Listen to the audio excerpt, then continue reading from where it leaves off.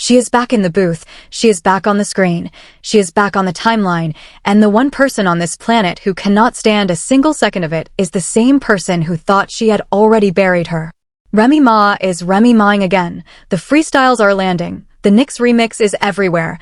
The Lifetime movie is pulling numbers, and Claressa Shields is sitting somewhere watching every single one of these wins land on her chest like body shots she cannot block. And let me tell you something before we go one step further into this. What you are watching right now is not a comeback. A comeback is when somebody who fell off climbs back up. This is something completely different. This is a woman who is set up to be the villain of her own marriage, who was supposed to disappear quietly while everybody else ate off her name, and instead she has flipped the entire script in real time. And the people who were popping popcorn waiting for her funeral are now watching her headline her own resurrection tour. And the part nobody wants to say out loud, the part the gossip pages will not touch because it complicates the narrative they already sold you, is that Claressa Shields, Olympic gold medalist, undisputed champion, the woman who is supposed to be the new face of female toughness in this whole conversation, is losing this fight. She is losing it badly. She is losing it publicly. And she is losing it to a 40-something-year-old Bronx rapper who never even had to throw a real punch. Everything you thought you were watching when this story first broke, the affair, the divorce, the Breakfast Club appearances, the text messages, all of it was framed around the wrong question. The question was never whether Papoose cheated. The question was always who was going to come out of this still standing as a brand, still bookable, still respected, still being called by Netflix and Lifetime and ESPN and the Knicks. And the answer to that question, whether Claressa wants to admit it or not, was decided the second Remy stopped explaining herself and started Remying. When we get to the part where I break down exactly how this Lifetime deal, the ESPN Knicks placement, and the W.Y.F.L freestyle are not three different wins, but one coordinated repositioning play, and I promise you we are getting there. You are going to understand why this is the cleanest career flip the culture has seen in years. Drop your thoughts in the comments, hit like, and subscribe. Let's get into it. Now let me set the table properly because I know some of you just clicked this and you are not all the way caught up, and the truth is this story has so many layers that if you do not understand the timeline, you are going to miss the genius of what Remy is currently doing. Roll the tape back. Remy Ma and Papoose were one of the most celebrated couples in hip-hop for the better part of 2 decades. He waited for her while she did her bid. They got married on Hot 97 live on the radio. They had the daughter, they had the reality show, they had the bars, they had the brand. That whole ain't no love like hip-hop love energy, that was them. That was the picture. And then the picture cracked. The reports started coming. Papoose was allegedly out in public with Claressa Shields, the Olympic boxer, the undisputed champion, the woman who had her own platform, her own following, her own thing going on. Then Claressa herself jumped on the Breakfast Club and started speaking on it directly. Then Papoose denied the cheating allegations. Then Remy Ma allegedly revealed text messages. Then the divorce papers came up. Then it got finalized, then it didn't get finalized, then we were told it was waiting on the final decree, and the whole culture spent about 1.5 years watching this thing play out like a soap opera nobody could turn off. And during that entire stretch, and this is the part one need you to really sit with, Remy Ma was getting cooked publicly. She was the punchline. She was the older woman. She was the bitter ex. She was the one who supposedly could not keep her man. She was the one who was supposed to be irrelevant by now anyway. Claressa Shields, on the other hand, was being held up. The narrative around her was she upgraded, she pulled, she's the new wave. She was getting interviews. She was getting talk show love. She was getting that initial wave of audience approval that always comes when a story first breaks and people pick a side based on the loudest voice in the room. The stakes here are not small. Musically, Remy Ma has not had a real moment in years, and the entire female rap space has moved on without her. Culturally, the women in hip-hop conversation had largely written her off as part of an older era. Financially, she lost the duo brand, she lost the reality TV machine, she lost the steady income that came with being half of hip-hop's marriage story. Reputation-wise, she was being painted as the woman scorned, the woman bypassed, the woman who could not keep up. So when I tell you that what she has done in the last several months is one of the cleanest reversals I have ever watched in real time, I need you to understand the hole she was climbing out of. The question is, how did the woman everybody had buried become the woman everybody is suddenly checking for again?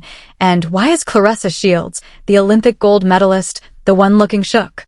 Let's start with what is right in front of your face, because the surface evidence alone tells you the whole picture if you are paying attention. Number 1. The W.Y.F.L freestyle. Why are you freaking lying? Remy hopped on Connie Diamond's head tap beat, and according to multiple reports, including the Griot and the Shade Room, the freestyle is loaded with shots that line up directly with the Papoose and Claressa Shields situation. The internet did not have to do detective work on this one. The bars landed and the comments instantly filled with people saying, "She's talking about Claressa, she's talking about Pap." On the Radar Radio premiered it. The clip went up on TikTok with millions of views inside of a week. The Shade Room posted it. Sam Silk posted it. Every aggregator in the culture posted it. And here is the part that matters: the freestyle did not just trend, it landed. People were not laughing at her on this one. People were saying she bodied it. The same culture that had spent a year mocking her as the bitter ex pivoted on a dime and started saying, okay, she still got it. That is not a small shift. That is the entire battlefield moving. Number 2, the Knicks remix. French Montana, Max B fresh off his situation, and Remy Ma all on the same record, dropped through ESPN of all places, tied directly to the New York Knicks playoff run. They literally filmed pieces of it out in Times Square. They got Madison Square Garden involved.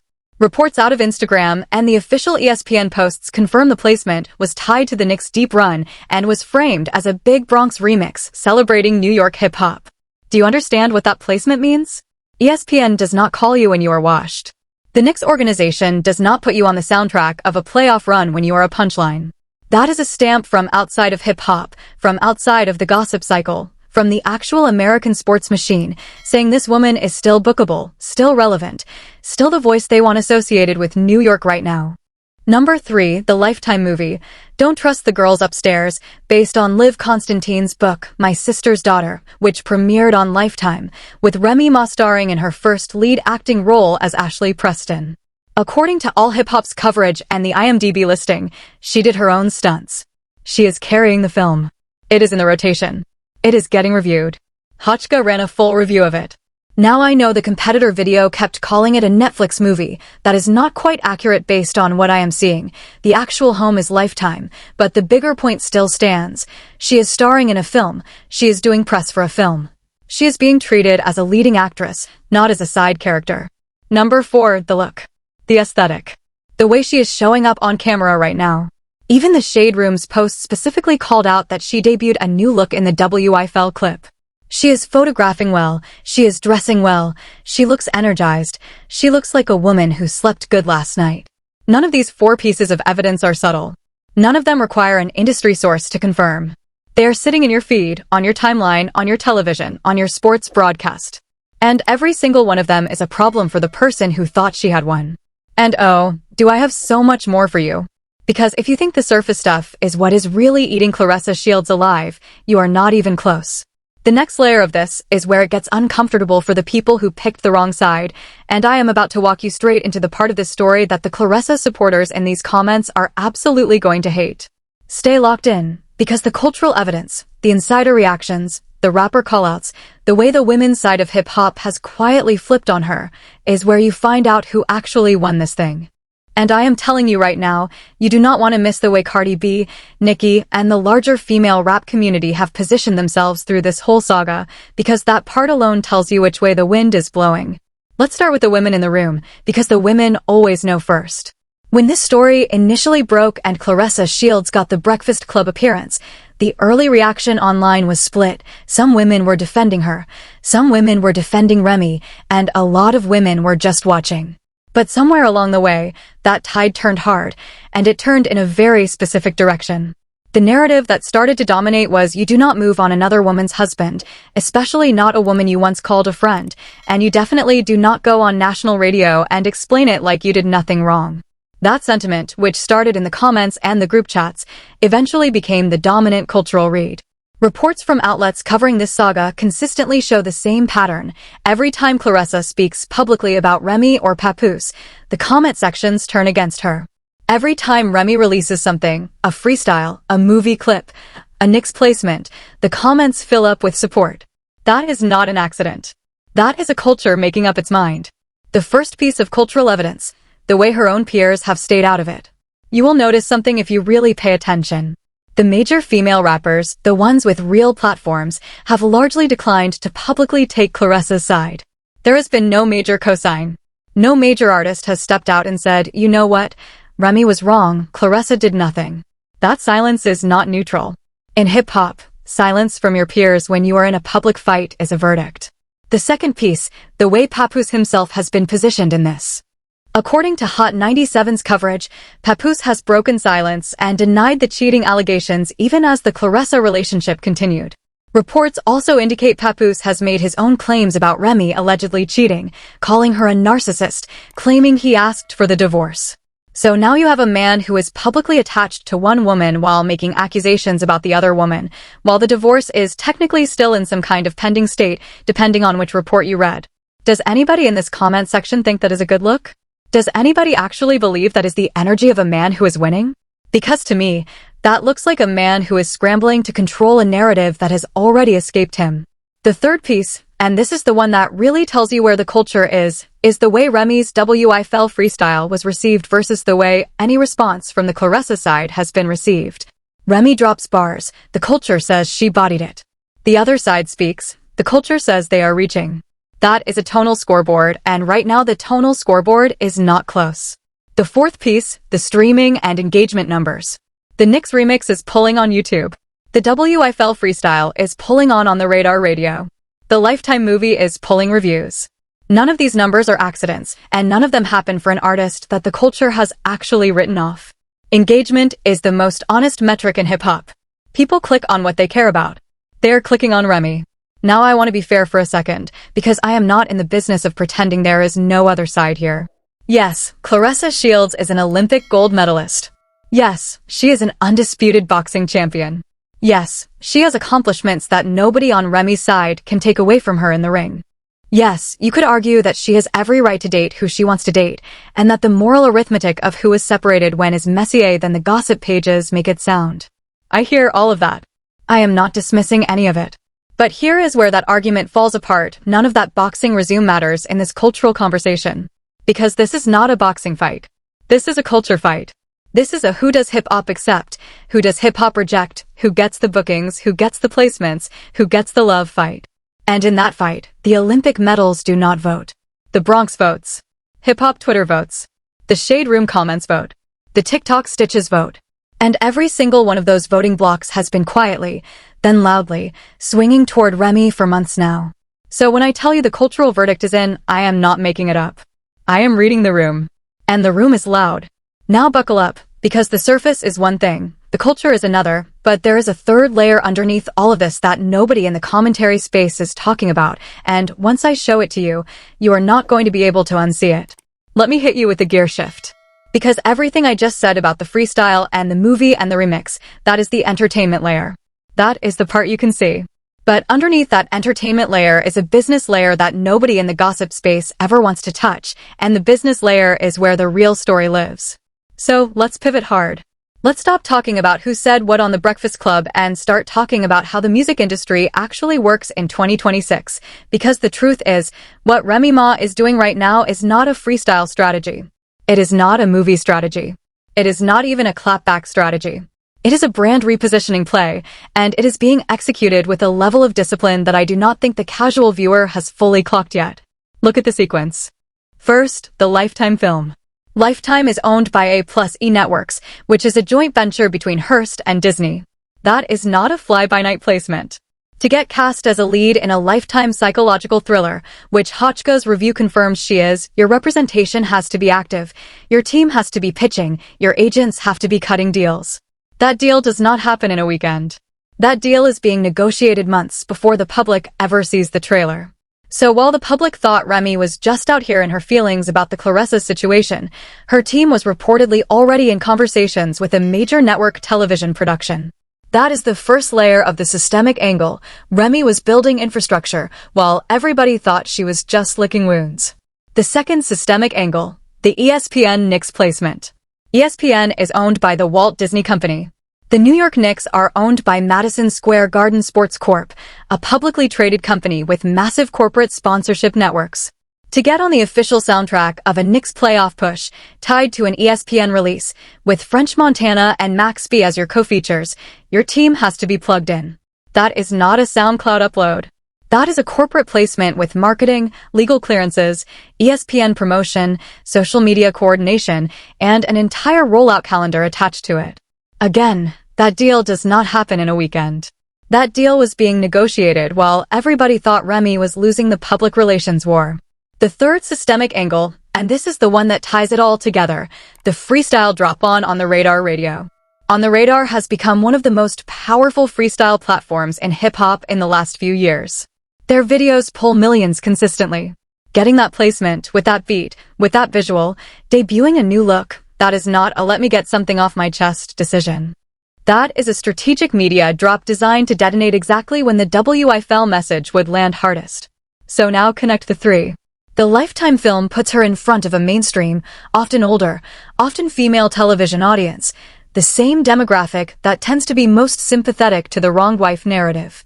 The ESPN Knicks remix puts her in front of a mainstream sports audience, the same demographic that respects authenticity, longevity, and New York grit.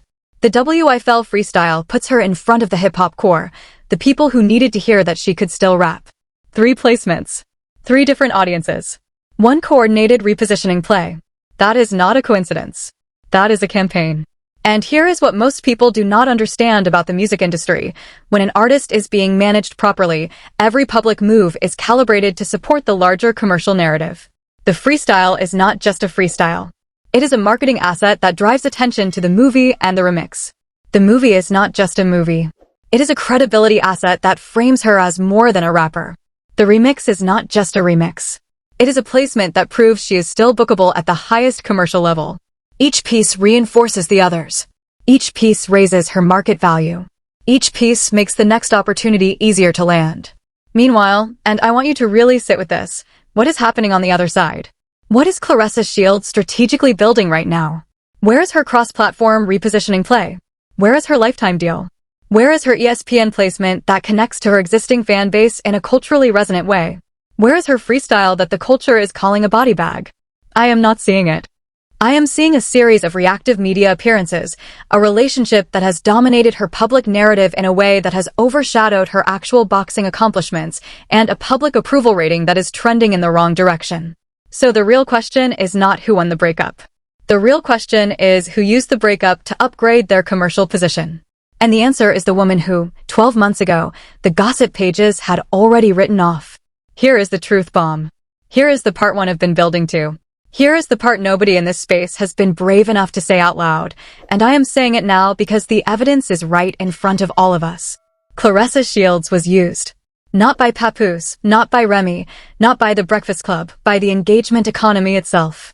The reason this whole saga exploded the way it did is because the gossip ecosystem fed on her involvement in it. Every comment, every podcast appearance, every clip, every Breakfast Club moment, every Instagram reaction generated traffic for everyone in the food chain except the people inside the story. The blogs ate. The aggregators ate. The reaction channels ate. The commentary YouTubers ate. And the only person in the actual story who turned that traffic into infrastructure was Remy Ma. Claressa Shields fed the machine and Remy Ma bought stock in it. That is the truth bomb. That is what nobody has framed for you yet, and that is the part that should change how you read every single move from here on out. Because once you see it that way, every piece of evidence in this video reorganizes itself. The freestyle is not anger, it is product. The movie is not a side hustle, it is repositioning. The Knicks remix is not a feature, it is a stamp of mainstream legitimacy.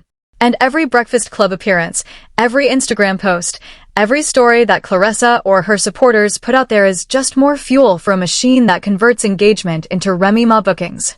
I want to be very clear and very fair about how I am framing this.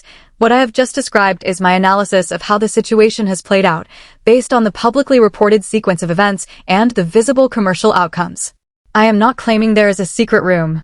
I am not claiming there is a documented conspiracy. I am telling you what the evidence in front of all of us looks like when you actually put the pieces in order instead of consuming them one viral clip at a time. And the order, when you put it together, is devastating. Because what it shows is that the person who is supposed to be the new winner is currently the person whose name is most associated with a public mess, and the person who is supposed to be the loser is currently the person stacking the lifetime checks, the ESPN placements, and the cultural resurgence. Allegedly, reportedly, based on what the public can see, the woman who is supposed to disappear has out-strategized the woman who is supposed to replace her. That is not a small story. That is the entire game. That is the difference between someone who reacts to her circumstances and someone who repositions them. And every woman watching this video right now, every artist watching this video right now, every person who has ever been counted out and underestimated watching this video right now needs to study what Remy Ma is doing. Because this is a masterclass in how to flip a public narrative without ever begging for the public's approval. She did not cry on camera. She did not do a tour of victim podcasts. She did not write a tell-all. She made product. She made placements. She made moves. And while everybody else was talking about her, she was building. So here is where it lands, because I want to give you the satisfying ending this story has actually earned. The hero of this story, and I am using that word deliberately because every story has one, is the woman who decided that her response to being publicly humiliated was going to be excellence. Not noise. Not retaliation. Not a victim arc excellence. Remy Ma got back in the booth and reminded the culture she can still rap with anybody. She got into the acting space and proved she can carry a lifetime film as a lead. She got onto the official soundtrack of a major American sports moment with two of New York's most respected hip-hop figures. She debuted a new look that made people stop scrolling. She did all of that without ever once admitting defeat, and she did it without ever once relying on the public's sympathy to carry her. That is what discipline looks like.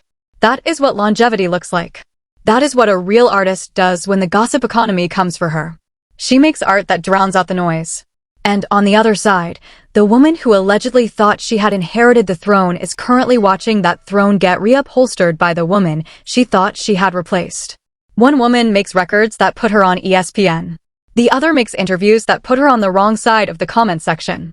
One woman is starring in a lifetime film. The other is starring in a relationship the culture has stopped rooting for. One woman walked through the fire and came out with 3 placements and a new look. The other walked into the fire thinking she was holding a torch and is just now realizing she was holding the kindling. And listen, I want to be clear about something important here. I am not telling you Claressa Shields is a bad person. I am not telling you her accomplishments do not count. She is an Olympic gold medalist. She is an undisputed champion. Those things are real and they cannot be taken from her, no matter what happens in this cultural moment. But there is a difference between being good at your sport and being good at the cultural game, and the cultural game has its own rules, and those rules just chewed her up. The culture chose. The culture chose the woman who put the work back into the work. The culture chose the woman who let her output speak louder than her press tour. The culture chose Remy. And once the culture chooses, the rest of the dominoes fall in a predictable order. More placements come, more deals come, more opportunities come, and the gap between the two women's career trajectories starts to widen in a way that becomes very hard to close. That is where we are right now. That is the picture. The right person, by every commercial and cultural metric I can measure, is winning. And that is not me being biased. That is me reading the scoreboard. But here is the thing, this is not the end of the story. This is the start. Because once a repositioning campaign of this scale starts working, it accelerates. There are at least 2 specific developments I am watching for over the next several months, and you should be watching for them too if you want to stay ahead of where this culture is going. First, I am watching for a full Remy Ma project. Not a freestyle, not a remix, but an actual studio body of work. Because when an artist drops 3 placements this strong, this close together, the next move is almost always a full project that monetizes the momentum. Whether that comes as an album, an EP, a mixtape, or some hybrid release, I think it is coming, and I think the rollout is going to lean into everything she has rebuilt in the last year. Second, I am watching for the lifetime relationship to expand. Because if Don't Trust the Girls Upstairs performs even moderately well, the network is going to want her back. Networks do not let new bankable leads walk away. So I would not be surprised at all if we see a second Lifetime project announced, or a recurring role, or a producer credit start to enter her resume. Both of those developments would deepen the repositioning, both of them would extend the lead, and both of them would make the gap between her and the people on the other side of this story even harder to close. So if you are not subscribed, this is the moment you stay locked in, because every time something new drops in this saga, I am going to be here breaking it down with the evidence, with the receipts, and with the analysis you are not going to get anywhere else in this commentary space. Drop your thoughts in the comments. Tell me who you think is winning this culturally. Tell me what placement you think is coming next. And if you want to see the video where I break down exactly how Papoose's career has shifted through all of this, what the actual numbers look like, what his bookings have done, what his public image has shifted into, and whether he is the secret biggest loser in this entire situation, that is the next one up, and trust me when I tell you, the receipts on that one are going to make this video look mild. Click it the second this ends. You will not regret it.